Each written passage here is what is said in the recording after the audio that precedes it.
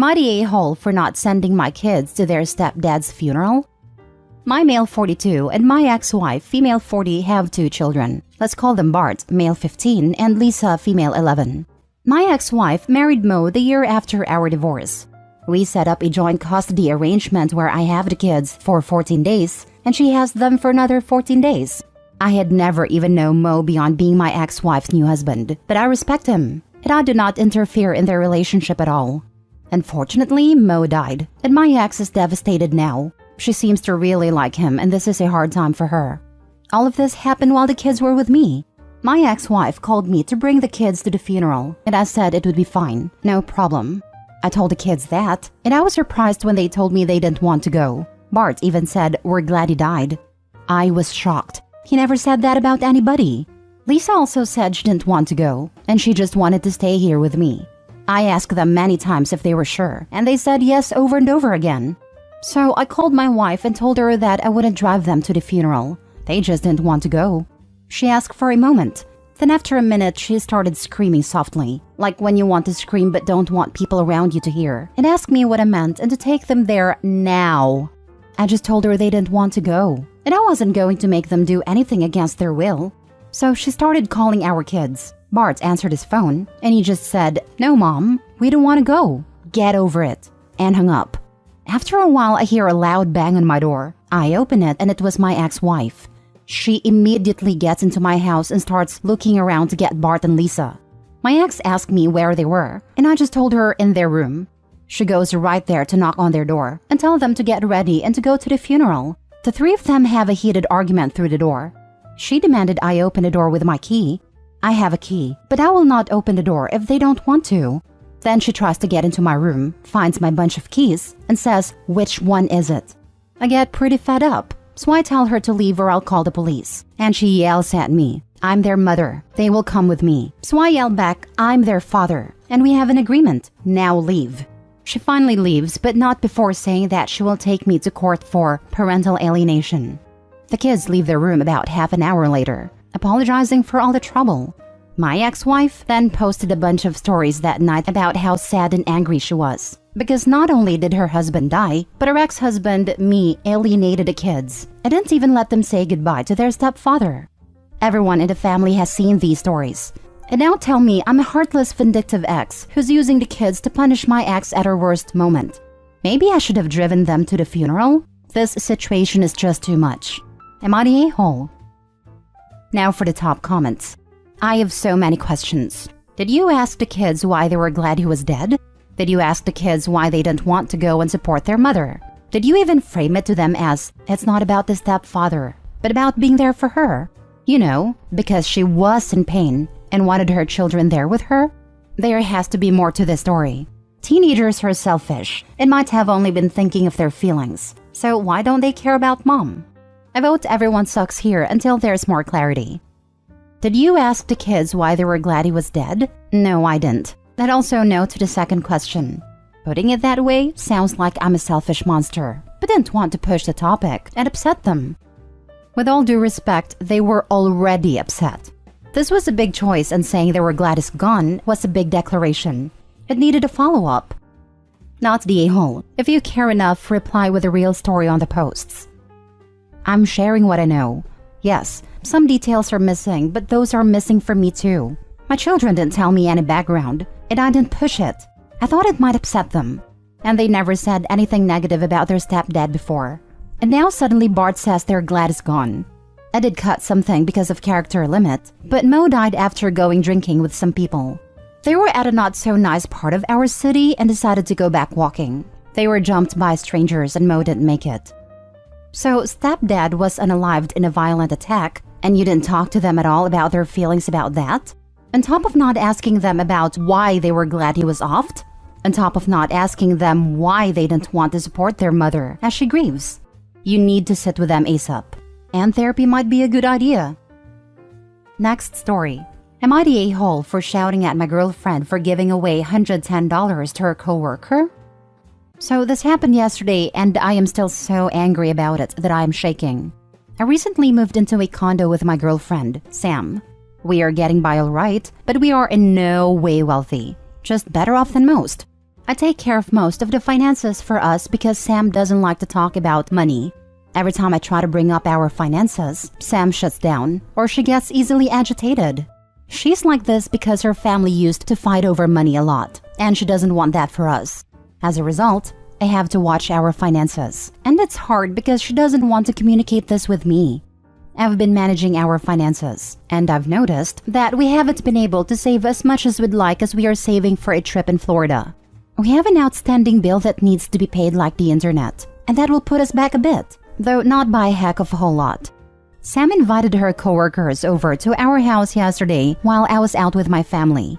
One of her coworkers, Daniela, was also there. Daniela's boyfriend passed away recently, and she has been struggling to take care of herself and her kids. So Sam decided to give Daniela $110 as she felt bad for her situation.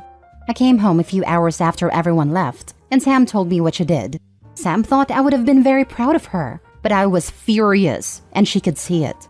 I tried very hard not to lose my temper, but then Sam said, "It is my money, and it's my money to give." This really set me off, and I said, "Excuse me? But this is our money. We pulled our expenses together. I don't mind it if you gave her some of our coupons, $20 or some of our gift cards we have, but $110? What the heck is wrong with you?"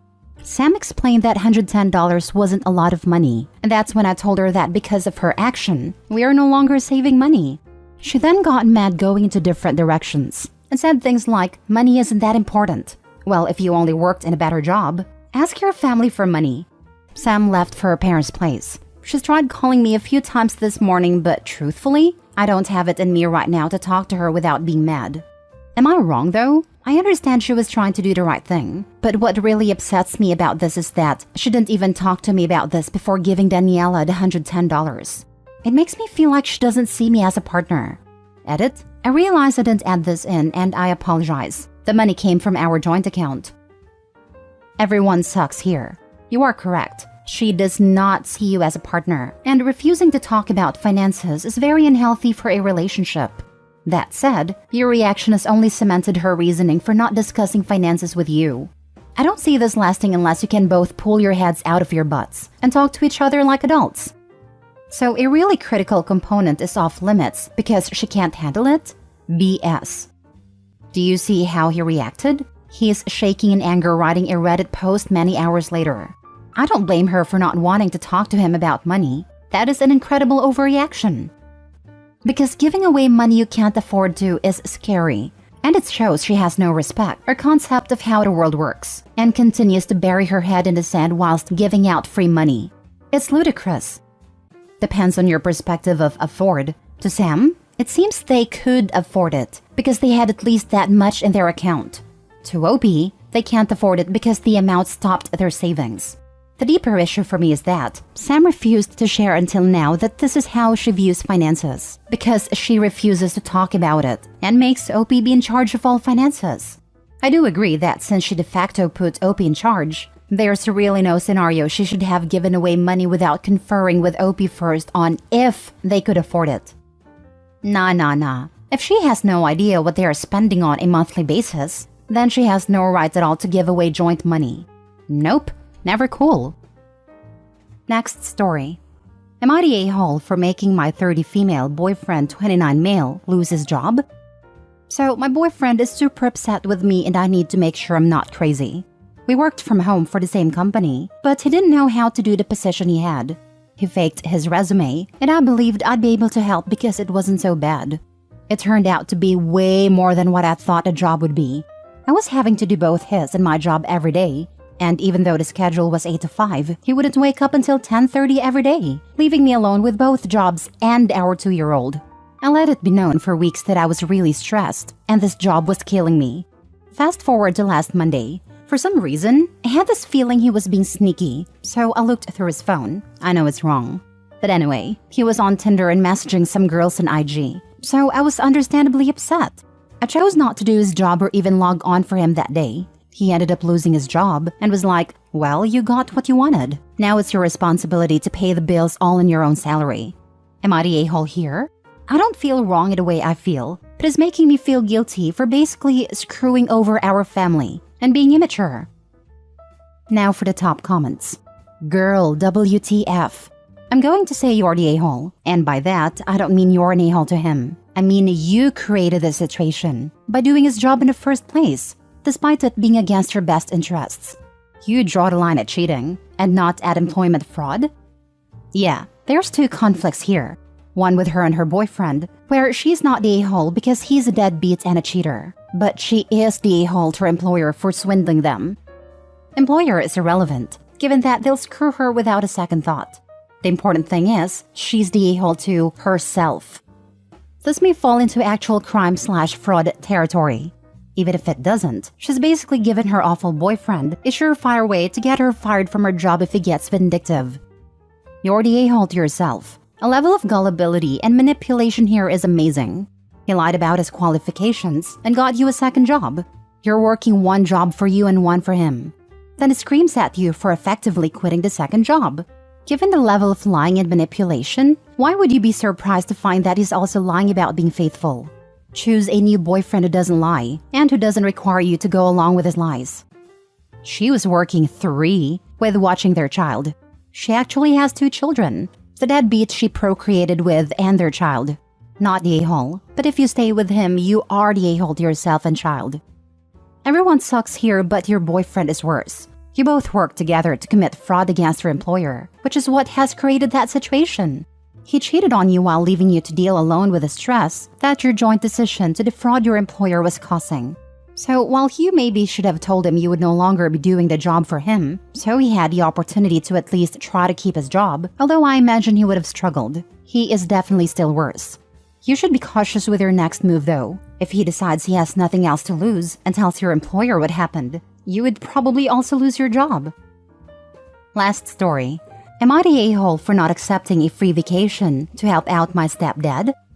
When I was younger, I went on an overseas trip with my mom and stepdad to go see a side of the family. Almost as soon as we landed, they started arguing. I was sent outside, and when I came back in, my mom was acting cagey. She told me one of my stepdad's cousin was getting married in 2 days, but not to worry about it. She kept saying that and was acting really strange, so I kept pushing until she explained. Yes, the cousin was getting married, but only symbolically. The cousin's family was desperate and needed a cultural wedding to happen for some reason. He'd already agreed to help out, so she couldn't really say no, but not to worry because it didn't mean anything because it was only symbolic, which is when I figured out how he was helping out. She reassured me that it didn't mean anything and begged me to just be polite. It was just going to be a fun party and good opportunity to learn more about other cultures. That entire day is a blur, but the food was good. We went home fairly early. My mom and I spent the rest of the trip as just us, while my stepdad was with his family. But once we got home, everything was completely normal, and we never really talked about any of that again. Until today. My stepdad called to ask if we, meaning me, my wife, and daughter, would come for a vacation in his home country. He would pay for everything.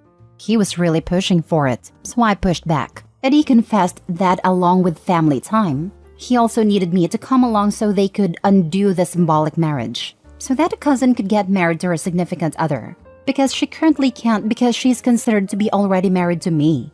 I don't see a reason to. It wasn't a legal wedding in the first place. It literally couldn't have been for several reasons, so there shouldn't be anything to undo. He said he was sorry that this happened, but now we can just fix this and never think about it again. I don't really want to go to his country. It's not really safe to go there in the first place. And I don't really like the idea of getting trapped somewhere again where I don't know the language or what's going on. He's telling me that I'm selfish, because while it obviously doesn't affect me, not fixing it does affect the cousin and isn't letting her move on.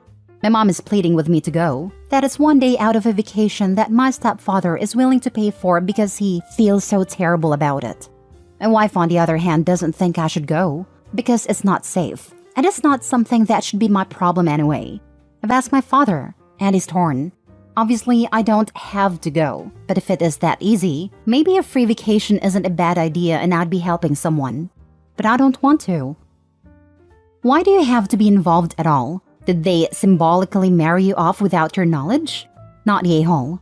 Edited to add, wait, you were the one who was married and not your stepfather? OMG, this smells bad to me. Don't do it. Yes, the marriage isn't and never was legal. By the way, Your original post isn't very clear that it was you they symbolically married to the cousin, which is why I think many commenters are confused.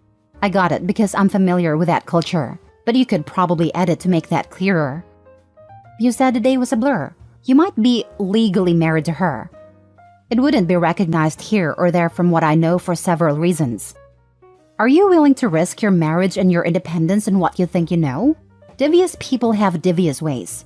There are far too many unknowns. Not the a-hole. Don't trust your mom and stepdad. They took you to a strange country to marry you off. Don't go there with them. You might not be able to make it back. Or their daughter. Holy smokes. Do not take a female child to whatever foreign families marrying off children without their consent. Stepdad specifically requested OP bring his daughter. Stepdad made this mess. He can use his American dollars to bribe whatever officials he needs to do fix it. Forge signatures, whatever. Not OP's problem and not worth the risk. We do agree on that. They wouldn't be coming. Don't go. If it's that easy, tell your stepdad to bring your wife to undo the marriage. If it was symbolic, the symbolic divorce can happen in your country. But my guess is it wasn't symbolic.